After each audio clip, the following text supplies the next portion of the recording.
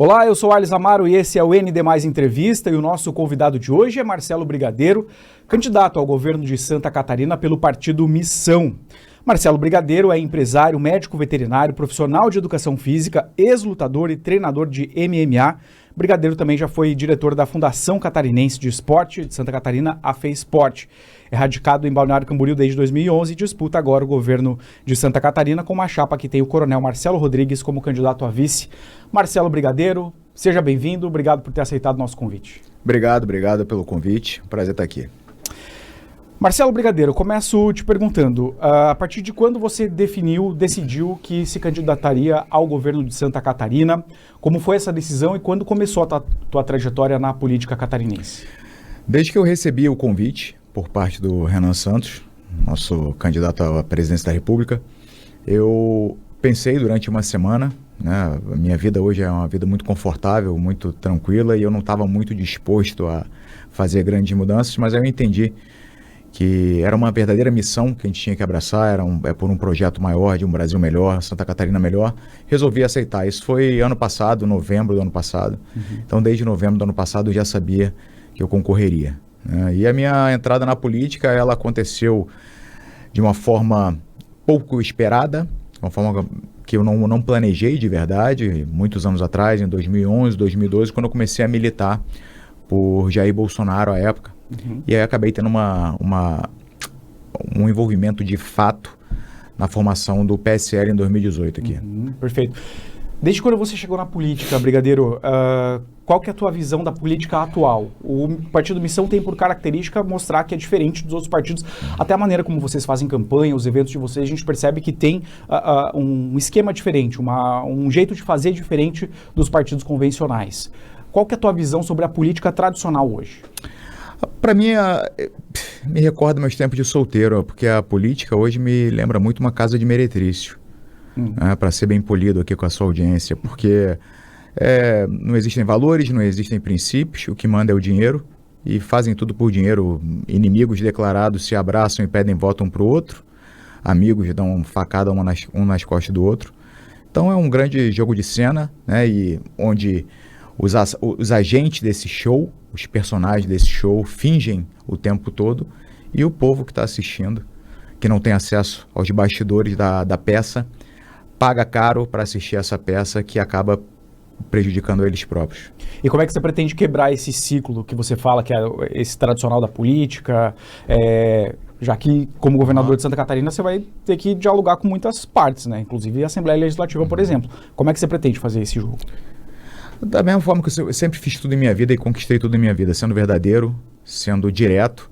O pessoal que já teve algum tipo de conversa dentro da política mesmo comigo, até desde a época do PSL, sabe que eu sou extremamente direto, extremamente sincero.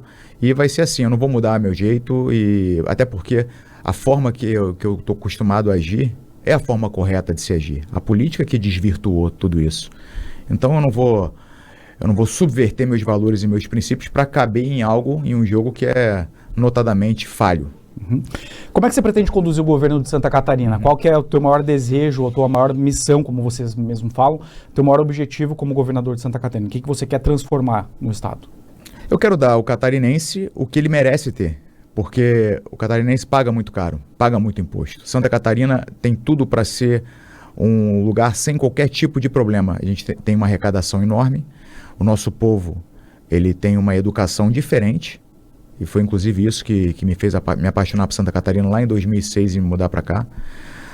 O povo trabalhador, a gente tem uma diversidade enorme, tanto de potenciais turísticos, até como o nosso próprio comércio, completamente diversificado, coisa que você não encontra em outros estados. No meu estado natal mesmo, no Rio de Janeiro, não tem essa diversidade toda. Então Santa Catarina é um lugar perfeito, cara. O grande problema é que os políticos que comandam aqui, que são os mesmos há muitas décadas, eles não dão para o povo o mínimo que o povo precisa. Então hoje, por exemplo, ter 120 mil catarinenses esperando uma fila para cirurgia é algo completamente inconcebível, né? Vamos para um estado tão rico como o nosso. É algo desprezível. Isso que me gera essa revolta, e eu quero resolver isso. Marcelo, aproveitar que você falou do Rio de Janeiro, teu estado natal, sabe que tem uma candidatura vinda do Rio de Janeiro, Carlos Bolsonaro, do PL, está vindo se candidatar como senador aqui em Santa Catarina. Qual que é a avaliação que você faz dessa candidatura vinda dele de lá para cá? Ele que nunca morou no estado, você está aqui desde 2011, ele nunca morou em Santa Catarina antes. 2007. Você está aqui desde 2007. Ele, diferente disso, nunca morou em Santa Catarina antes. Como é que você avalia essa candidatura, a vinda dele para cá, para tentar ser senador aqui por Santa Catarina? Isso corrobora a minha fala sobre política, né? Não existe mais qualquer tipo de princípio na coisa. O PL, ele lançou o Carlos para cá, pegou o Hélio Negão, o Hélio Bolsonaro e lançou para Roraima, ou seja, é uma tentativa única de tentar manter o poder e pegar mais e mais nacos desse poder nacional, porque para eles o que importa é fazer uma grande uma votação relevante de deputados para ter acesso a fundo. E o Carlos, ele vem para cá, ao meu ver, como uma mensagem muito clara do PL, deixando evidente que não tem qualquer respeito pelo povo de Santa Catarina, porque o Carlos foi vereador durante muitos anos no Rio, não tem nada de relevante feito lá, e aí de repente o bolsonarismo acha que é algo interessante jogar o Carlos para cá, goela abaixo do povo de Santa Catarina, escanteando inclusive um aliado de primeira hora de Bolsonaro, que é o Amin, né, que foi um aliado durante muitos anos, e aí eles dão uma tal facada nas costas do Amin para empurrar o Carlos de goela abaixo. Só corrobora o que eu falo a respeito da política. Você chegou a ter contato com a família Bolsonaro, com o Carlos? Muito. Eu era amigo próximo do Carlos, eu era amigo do Eduardo, frequentava a casa. Eu era tido como o homem de confiança do Bolsonaro aqui em Santa Catarina, lá por 2016, 2017, 2018. Então eu tive muita proximidade, sim.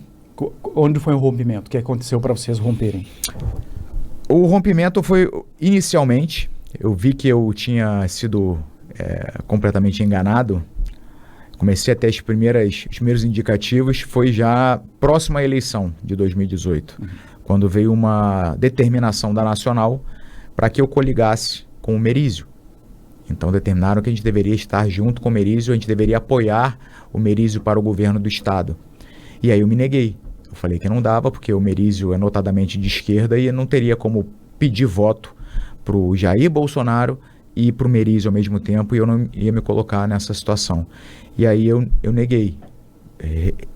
Lógico, sofri represálias, porque estava rolando muito dinheiro o acordo nacional em Brasília para essa coligação acontecer, e comecei a ser taxado como traidor, só porque eu não cumpri a determinação. E o tempo me inocenta, né? Hoje o Merizio é o candidato do Lula.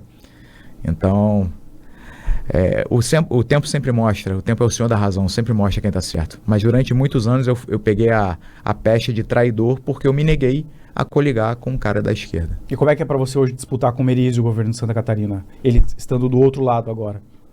É vergonhoso.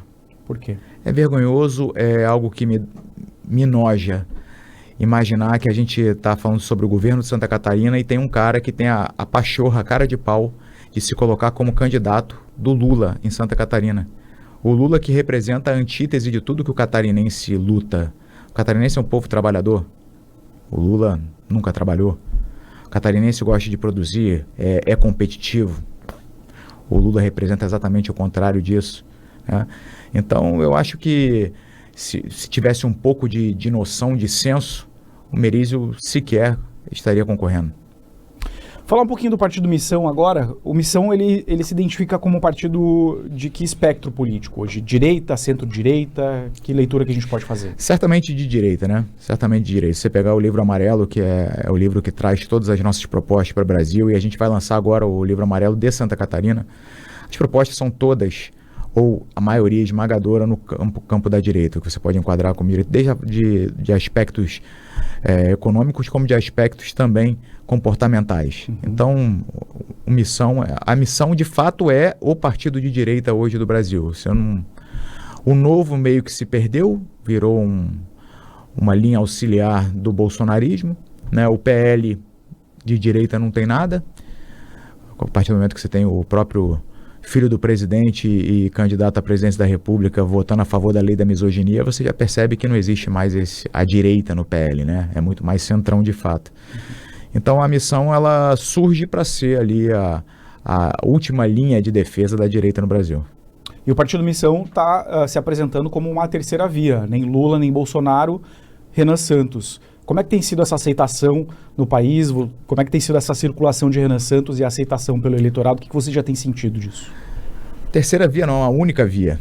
A única via, porque Lula e Flávio Bolsonaro, você está pegando a mesma moeda e está virando de um lado ou do outro. Mesma coisa.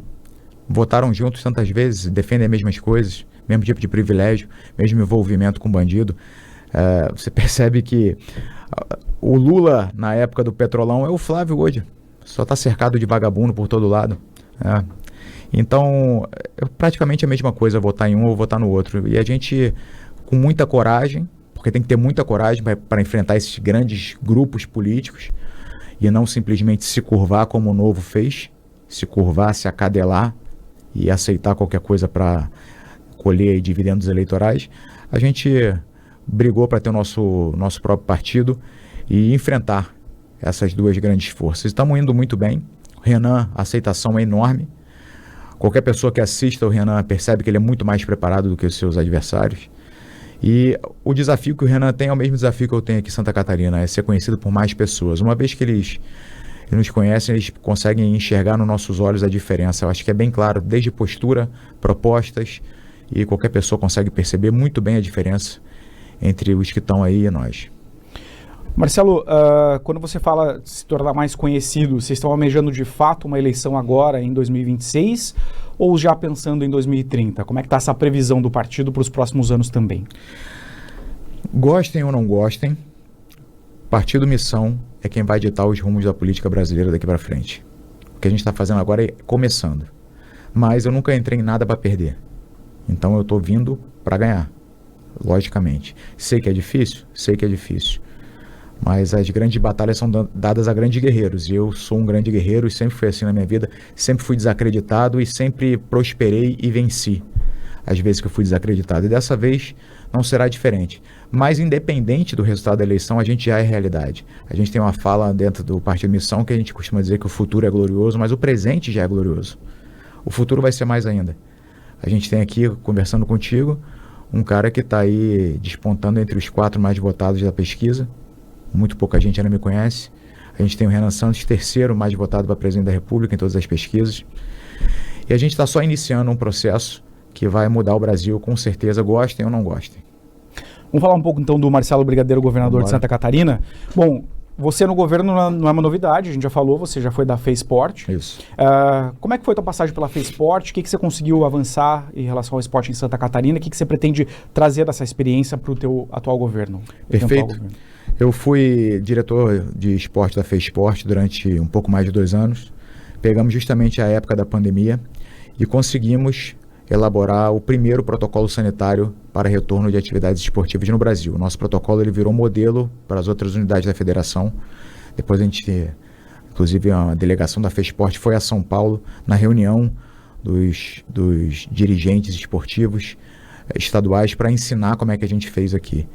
Então isso foi um motivo de orgulho muito grande para mim, porque a gente conseguiu manter o calendário esportivo da FEISport e todos os 295 municípios, eles dependem diretamente do calendário esportivo da FEISport. O Esporte Santa Catarina, ele depende do calendário da FEISport. Então a gente conseguiu manter as competições no momento mais difícil e aí os atletas continuaram recebendo seus benefícios, Bolsa Atletas, etc. Outra grande realização foi o próprio Bolsa Atleta Estadual. Bolsa Atleta Estadual que hoje o Jorginho abraça como se fosse dele, mais uma coisa que ele abraça como sendo filho dele e não é. É uma criação nossa, da minha gestão. O programa de iniciação desportiva, da minha gestão também. Então a gente conseguiu fazer muita coisa. Pela primeira vez a gente, e acho que única que o Jorginho parou de fazer, a gente hospedou os jovens atletas, as crianças em hotéis, ao invés de ficarem deitados e dormindo em salas de colégio abandonado. Então a gente moralizou o esporte, a gente fez o georreferenciamento. Antes todas as políticas públicas do esporte eram feitas na base do achismo. Então a gente entendeu que é importante você ter dados para ser assertivo e a gente fez um levantamento de todas as estruturas esportivas de Santa Catarina, todas. No menor município tem lá uma quadra que tem uma tabela, a gente sabe hoje. Tem dentro do Google Maps ali, a gente tem dentro da FEISport, quer dizer, eu não mais, mas o pessoal da FEISport hoje tem esse georreferenciamento completo para ser mais assertivo nas nas suas ações. Então, ou seja, você fez um mapeamento dessas estruturas. tudo. O raio-x completo de todas as estruturas públicas e privadas de esporte que tem em Santa Catarina. É o primeiro passo para você ser assertivo, é justamente você fazer o raio-x da situação. E é por isso que a missão é tão diferente. A gente, antes de se lançar candidatos, a gente fez um estudo, tanto aqui em Santa Catarina como em nível nacional, que está no livro amarelo. É o estudo, o panorama do que é o Brasil hoje, o porquê que a gente chegou aqui. Então a gente faz uma leitura pregressa e também quais são as soluções para solucionar os problemas que a gente apresenta hoje. Fizemos a mesma coisa em Santa Catarina, meu plano de governo ele é em cima justamente desse estudo. E o que você pretende usar do esporte, então, para trabalhar no teu governo e incentivar o esporte em Santa Catarina? O esporte eu quero ampliar o Bolsa Atleta, eu quero abranger mais modalidades do Bolsa Atleta. Eu quero trazer o esporte de fato para dentro da sala de aula. Eu não consigo ver o esporte dissociado da educação.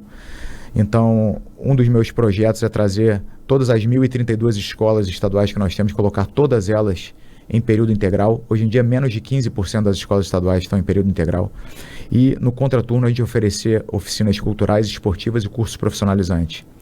Então, ali, o atleta, o aluno ele pode se tornar um atleta, ele pode se tornar um artista, ele pode ter uma profissão.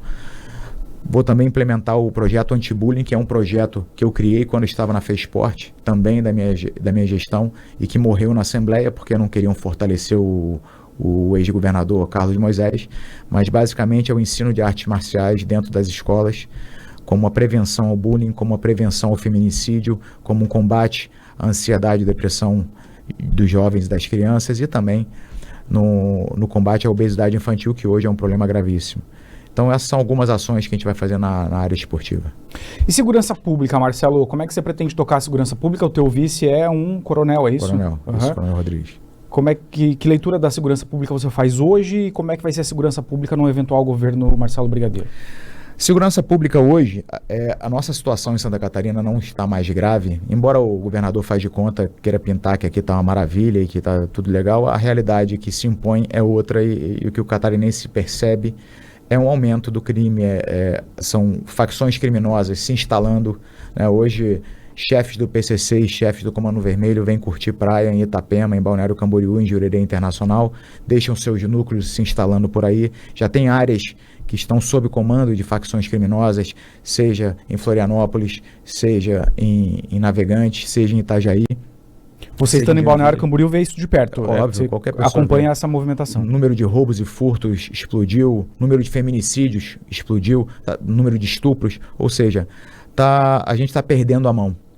Não está pior porque a nossa polícia é muito valorosa. A polícia de Santa Catarina, a gente tem que agradecer todo dia por ter uma polícia tão eficiente e tão, de fato, vocacionada. Você percebe a paixão dos nossos policiais de trabalhar. Mas eles estão sobrecarregados. Hoje a gente tem cerca de 10 mil homens na Polícia Militar, quando a própria lei diz que a gente deveria ter pelo menos 23 mil.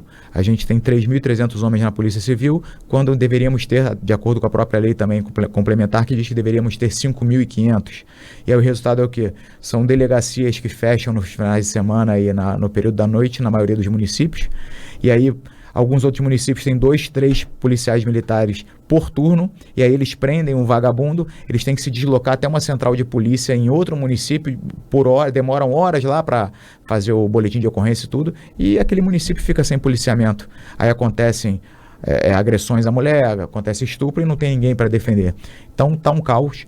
A gente sabe também, tem informações dentro da própria polícia que o governador Jorginho Melo solicita que eles não façam enfrentamentos ao crime organizado, que não subam nas favelas aqui de Florianópolis, porque ele não quer lidar com a opinião pública, a reclamação de direitos humanos, de Ministério Público.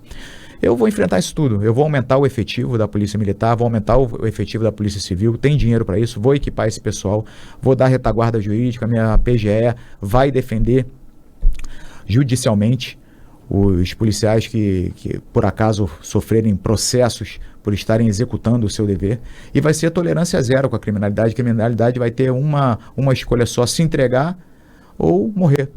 Esse aumento do efetivo você pretende fazer por concurso público?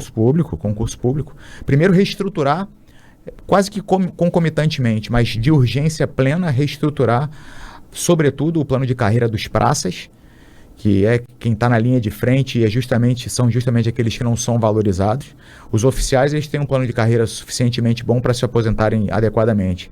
Os nossos praças, eles ficam 30 anos trocando tiro com bandido, colocando a vida em risco e se aposentam com um salário de fome. Isso tem que acabar. Esse pessoal tem que ser valorizado. Tem dinheiro para isso. Tá? A gente está muito abaixo do teto da lei de responsabilidade fiscal. A gente pode bater 49%, o teto prudencial é 46%, a gente está em 39%. A gente tem uma margem boa ainda para a contratação de pessoal. Eu vou diminuir 25% dos comissionados também. Então vai gerar uma economia de 40 milhões ano isso. Em toda a estrutura do governo, você fala. Em toda a estrutura do governo. E só eu posso fazer isso, porque só eu que não estou cheio de coligação. Jorginho, Merizio, o João Rodrigues, esse pessoal está com 5, 6, 10 partidos juntos. O governo dele já está todo loteado, já começa loteado. Então eles não tem como diminuir comissionado. Eu tenho, estou sozinho, não tenho coligação nenhuma. A única coligação que me ofereceram foi um pastor vagabundo que tentou pedir vantagens ilícitas e eu mandei ele para aquele lugar e falei que Deus abençoe ao mesmo tempo, para ele se sentir um pouco Que tipo melhor. de vantagem ele te pediu? Dinheiro. Para fazer a coligação. Uhum. E por prerrogativa ou missão não tem coligação em nenhum estado brasileiro. Pode ser que tenha, tá? Pode ser que tenha. Mas desde que seja republicana. Desde que seja republicana. Se você quer me ceder tempo de TV e eu posso te auxiliar, porque aqui eu tenho uma votação expressiva, eu tô pontuando bem nas pesquisas e você precisa de ajuda para, de repente, um candidato ao Senado seu, e você me apresenta a sua nominata, eu faço uma triagem forte na sua nominata e vejo que não tem nenhum vagabundo ali, e o seu partido não representa nada que fira os meus princípios ou que defende o meu partido, a gente pode conversar. Agora, não vem achando que eu vou negociar igual esse bando de vagabundo para te oferecer cargo, te oferecer dinheiro em troca de tempo de televisão, porque eu não vou. Você vai ouvir o que o pastor vagabundo ouviu. Marcelo, em junho desse ano você chegou a anunciar que ia deixar a disputa, 24 horas depois você voltou atrás, falou que foi uma espécie de jogada de marketing, não sei se eu posso chamar assim. Isso. O que foi essa movimentação? Foi exatamente isso. O que acontece? O governador faz de conta, o Jorginho Melo, ele investiu, a gente está caminhando aí para perto de R$1 bilhão em propaganda e publicidade. Todo e qualquer veículo de comunicação de Santa Catarina, dos melhores aos piores, tem dinheiro do governo. Isso faz com que, logicamente, quando surge um cara como eu, porque, não se engane, Merizio, João Rodrigues, são adversários peronomútil, é todo mundo amiguinho, churrasquinho junto no Oeste, são amigos. Né? Então, independente de quem ganhar, quem perder, vai ter sempre um lugarzinho no governo ali para alocar um ou outro, para colocar os seus apaniguados ali. Eu sou o único que venho surgindo para bater nesses caras, para mostrar a safadeza que é, a festa que é bancada pelo povo e o povo não é convidado. Pelo contrário, é enxotado. Então, é óbvio que o Jorginho fez um movimento para que nenhum veículo de comunicação me convidasse. Até agradeço vocês pela oportunidade, mostrando que vocês são diferentes. Mas é óbvio que tentaram me apagar. É óbvio, é evidente. E aí eu pensei, como é que eu posso dar uma sacudida na água e fazer o pessoal ter que me noticiar? E fiz. Só na Globo.com eu saí 2 vezes em 24 horas. Saí em todos os portais 2 vezes, na hora que eu anunciei a minha desistência e 12 horas depois, quando eu falei que era mentira. Então foi importante, muita gente me conheceu através dessa ação. Quem não tem cão, caça com gato, né, meu irmão? A gente não tem dinheiro, o Partido Missão não tem dinheiro. Eu não vou pegar fundão eleitoral. É um compromisso que eu fiz de não usar dinheiro público. Então é isso que eu vou fazer, eu vou trabalhar com as cartas que eu tenho. Aproveito para te perguntar então, como é que está sendo o financiamento da tua campanha, da onde vem o dinheiro para investir na campanha política do Missão? Eu nesse momento, eu tenho R$11 mil na minha vaquinha virtual. Uhum. Eu acho que me parece um pouco um pouco discrepante do quase 1 bilhão que o Jorginho colocou. Mas não tem problema. Eu tenho algo que nenhum desses caras tem. Eu tenho uma militância apaixonada, uma militância que quer mudar o Brasil, uma militância que olha para a missão e fala, eu quero ajudar, eu quero estar junto. O pessoal que pegou chuva, que pegou frio, que foi ofendido, que apanhou para conseguir coletar assinatura para a gente formar o nosso partido. Isso tem uma força imensurável. E respondendo a tua pergunta, eu vou colocar algum dinheiro meu na campanha, é óbvio, mas minha campanha vai ser franciscana, sem grana, não vou ter grana para nada. Você tem ideia de quanto vai custar a tua campanha? Já tem essa conta, esse levantamento? Custaria, o que eu gostaria de fazer, custaria uns 200 mil, que é muito barato, é nada, né, para uma campanha para o governo do estado. Mas eu não vou ter esse dinheiro. Partido Missão, a Missão, como vocês chamam, faz eventos também, inclusive comercializa ingressos, né, Marcelo? Percebi essa diferença em relação a outras movimentações políticas. Inclusive teve um evento de vocês aqui em Santa Catarina que alguns participantes chegaram a pagar R$ 1.600 para participar de um jantar e tudo mais. Todo esse dinheiro é revertido para a campanha? Como é que vocês fazem a administração desses ingressos que as pessoas pagam para participar dos eventos da Missão? Esse recurso ele estava sendo destinado para a formação do partido, né? Para pagar os coletores, para pagar a estrutura do partido. Para a campanha, para a minha campanha, não vai vir absolutamente nada desse dinheiro. Zero. Algum empresário chegou a te procurar para oferecer dinheiro, para investir? Lógico que procura, mas vão sempre querer algo em troca, né? Como é que eu posso, olha só, como é que eu posso propor algo diferente se eu fizer o mesmo?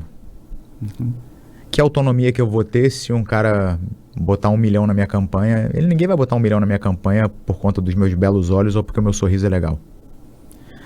Então, se eu quero ter autonomia, se eu quero poder bater de frente com todo mundo, se eu quero botar vagabundo na cadeia, inclusive vagabundo de paletó e gravata, inclusive político, eu quero colocar todo mundo na cadeia. Como? Uma das coisas que eu vou fazer na área de segurança pública e administração pública é a criação da Diretoria de Inteligência e Combate à Corrupção Pública. A gente vai colocar junto Polícia Civil, Receita Estadual e vamos colocar a CGE também, para a gente fazer cruzamento de dados, uso de drone, policiais à paisana, para investigar a mim, a minha família, investigar o meu secretariado e suas famílias, investigar os deputados e suas famílias, assessores e suas famílias, cruzar dado, usar a inteligência, o que há de mais moderno em inteligência, para pegar essas emendas com cashback que a gente sabe que acontece.